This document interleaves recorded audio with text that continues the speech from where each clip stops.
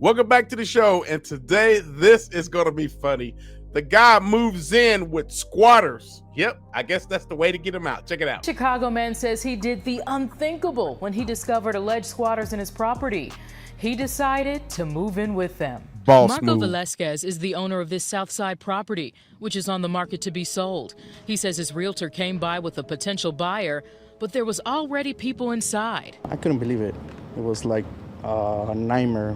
Velasquez says a woman named Shermaine and her boyfriend Codarro moved in, claiming they recently purchased the property. He says the couple showed police this mortgage document, but Cook County confirms they don't see this mortgage on record. Cook County, her name is Shermaine. They have documents that they've already purchased that property. Come on, Cook County sounds like Chicago to me, and you know it's crazy Chicago. All right, end the video. Enough said. No, let's keep watching. Velasquez's realtor recorded this video as the couple explained to police they had a right to be there. Y'all bogus right now. I listen, bro. He says police told them under Illinois' current law, they couldn't remove anyone. I said I'm not moving out, and I said at the one point they gotta leave. They gotta get tired of us being in the property. I called a couple of friends, stay overnight, and I knew they were not gonna like that. So came by See, with the that's owner of this what you do. This is what you do when you have someone in your property like that. You always find some good friends that's going to come over and that's going to stay with you, and that way it's going to force these guys to move out, and that's a smart move on him. Us being in the property, I called a couple of friends, stay overnight, and I knew they were not gonna like that. So you're telling me that you and your friends came in and moved in with them? Yes. Velasquez says he, his wife, and their friends got a few air mattresses and spent the night with the alleged squatters. We stayed in the living room. We were watching all the time the door.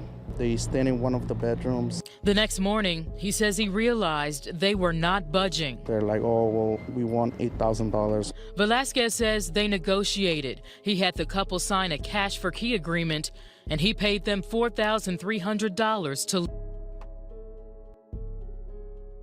Someone comes into your home when you're trying to sell it, and you're paying them to get out. I know there's other ways to get these people out. I would have never done that. This dude, no. I don't care. You know, I'm from the country. We do things. I'm just saying. I know people. Maybe. Leave. We wouldn't want to give them money, but we heard, really bad stories about squatters taking over properties 6, 8, 10 months, even a year. Velasquez says weeks later, a CPD detective called them, informing them that one of the alleged squatters is the same woman accused of squatting in Marcia and Carlton Lee's home after leaving his property. In the Lee's case, Shermaine Powell Gillard was arrested and charged with burglary, forgery, obstructing identification, and criminal residential trespassing. In the meantime, Velasquez says he's working with a detective, and he hopes action is taken in his case, too. I heard stories before about squatters. I never thought it was going to happen to me. The accused squatter, Shermaine Powell Gillard, said claims that she is a squatter are false and unfounded, and wrote, quote, innocent until proven guilty. We also reached out to her alleged boyfriend, Codarro, but have not heard back. CPD did not confirm if they are currently investigating this new case, and no one has been arrested or charged in this case. Nah, man, I don't care who you are. If they're willing to come into your home and they're sitting there taking your property as if it's theirs, faking forgery documents claiming it's theirs, they getting out. I'm gonna drag them out. I don't care who. I'm gonna drag them out, put them on the doorstep, lock the door, have some people come over, sit on the front. I got people. Everybody should have people. Don't you have people?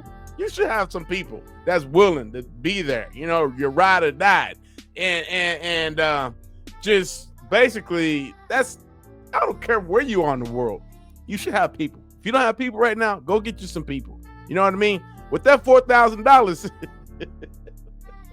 I'm just saying you should be able to have some friends or security unit come and help you out. What do you think about this? How are squatters doing this? They go from place to place.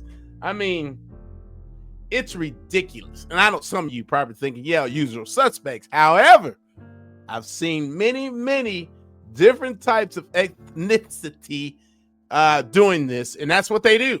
They go from home to home, and some of these people get stuck in rooms. They never come out for like years. And what kind of law is that?